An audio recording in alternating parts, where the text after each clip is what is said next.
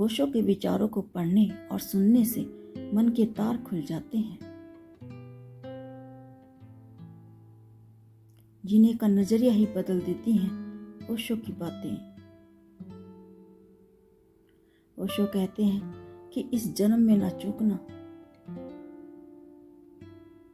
ये सांसें बहुत अनमोल हैं, बहुत पीड़ा पाती हैं ये सांसें जब देह के भीतर जाती हैं और परमात्मा की बजाय आपके अहंकार से मुलाकात कर बैठती हैं। गिनती की ही मिली हैं ये सांसें, इन्हें व्यर्थ न जाने देना। यह परमात्मा की आपके लिए भेंट है। इससे पहले कि देह से इनका नाता टूटे, परमात्मा को अपने जीवन में धारण कर लेना। ध्यान रखना कि एक एक सांस का हिसाब है। मनुष्य का बोलना ही आज उसे इस परिस्थिति में ले आया है जो आज है। यह जो लगातार भीतर बकवास करता हुआ मन है, यह तुम्हें किसी प्रसन्नता, किसी आनंद को अनुभव नहीं करने देता, क्योंकि एक मौन चित्त ही भीतर देख सकता है। केवल एक मौन चित्त ही उस आनंद को स्पर्श कर सकता है जो भीतर उमड़ रहा है।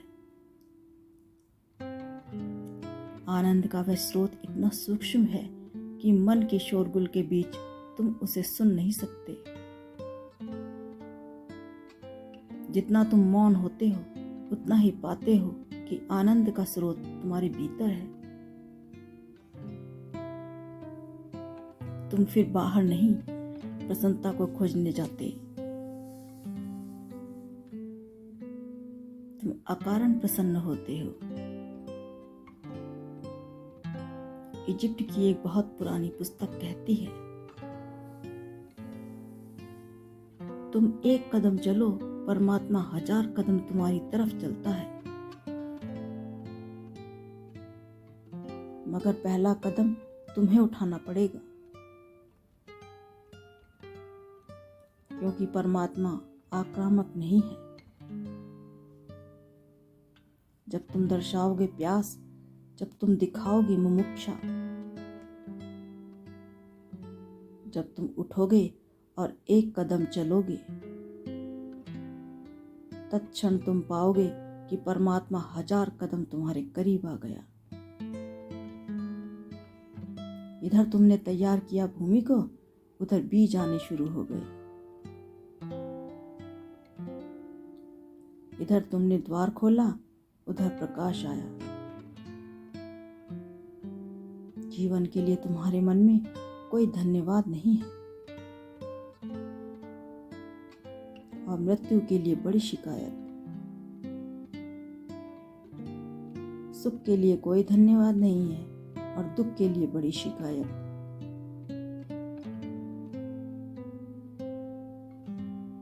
तुम सुख के लिए कभी धन्यवाद देने मंदिर गए हो? दुख की शिकायत लेकर ही गए हो जब भी गए हो।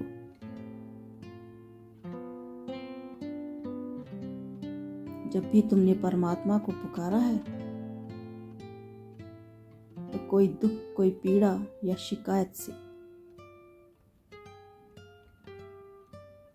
तुमने कभी उसे धन्यवाद देने के लिए भी पुकारा है? जो तुम्हें मिला है उसकी तरफ भी तुम पीठ किए खड़े हो, तो इस कारण ही तुम्हें और जो कुछ मिल सकता है उसका भी दरवाजा बंद है। जिसको हम जीवन कहते हैं वो कहना भर है। जीवन तो किसी बुद्ध का होता है, किसी महावीर का होता है, किसी नानक का या फिर किसी जीसस का। जीवन तो थोड़े से ही लोग जीते हैं। अधिकतर लोग तो जन्मते हैं और मरते हैं, और जन्मते और मरने के बीच जो विराट अवसर मिलता है उसको ऐसे गंवा देते हैं जैसे मिला ही ना हो। खोज सकते थे खजाना, ऐसी संपदा पा सकते थे जो फिर कभी छीनी ना जाए, और गंवा देते हैं ऐसी संपदा को इकट्ठी करने में जिसका छिन जाना सुनिश्चित है, जिसको कोई भी बचा नहीं पाया, जिसे कोई भी अपने साथ नहीं ले जा पाया। मौत आती है और तुम भिखारी के भिखारी जाते हो। बड़े से बड़ा सम्राट भी भिखारी की तरह जाता है।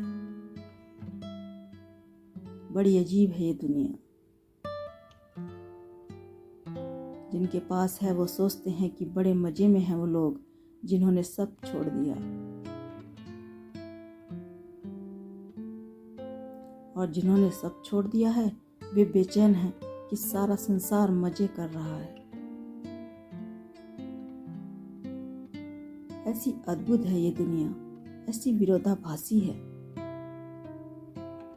यहाँ सम्राट सोचते हैं कि फकीर मजे में है,